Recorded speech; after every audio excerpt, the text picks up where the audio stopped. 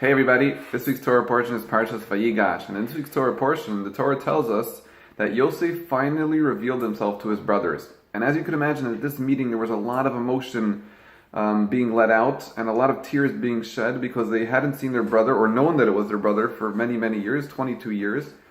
And the Torah makes a point of telling us that there were specifically extra tears being shed when he was hugging his brother Binyamin. Now we would assume that the reason they were crying so hard is because they were the closest of all the brothers in terms of that Binyamin was his only brother from the same mother. He only had one brother from Rachel. So this was his full-fledged brother, and therefore there were more tears being shed because there was more of an emotion being felt when he met his only brother from his mother. However, that is not the reason they were crying so hard. The Medrash tells us that what they were crying about was as follows. Later on in history, there would be a portable temple before the temple was built called the Mishkan, the tabernacle, and that was going to be mostly residing on the property of Yosef. But one day it would be taken away. And later on it would be built into a permanent structure called the temple, the Beis HaMikdash, and that would be on the property of Binyamin, and one day that would also be taken away. And each one was crying for the loss of his brother. Each one knew that one day there would be a temple on his brother's property that would be taken away. So they were crying for each other's loss. Now it's interesting that the temple and the tabernacle had to be on the real estate of either Binyamin or Yosef. For sure for Binyamin, where the temple was, and Yosef, most of the time the tabernacle was on his property. Why did God want it specifically on the real estate of Binyamin and Yosef more than any other brothers? Why did it have to be built there?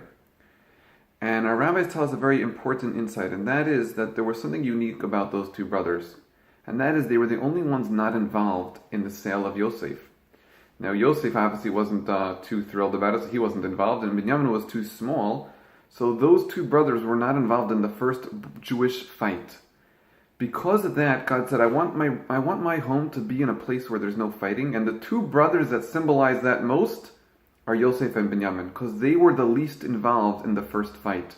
And not only that, but even Yosef was a drop involved, because at the end of the day, his telling on his brothers to his father sort of started the whole thing. So Binyamin was the only one really not at fault at all, and therefore the temple, which was the permanent structure, was going to have to be on his property, and forever that's where it always will be. The holiest site on this planet was chosen to be on the property of Binyamin because he was the one least involved in fighting with his brothers. What a tremendous lesson that is for us, how valuable it is to God when we are careful not to get involved in fights with our fellow people.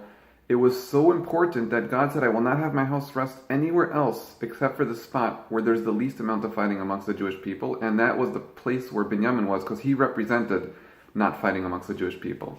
On behalf of Makar, Shabbat Shalom.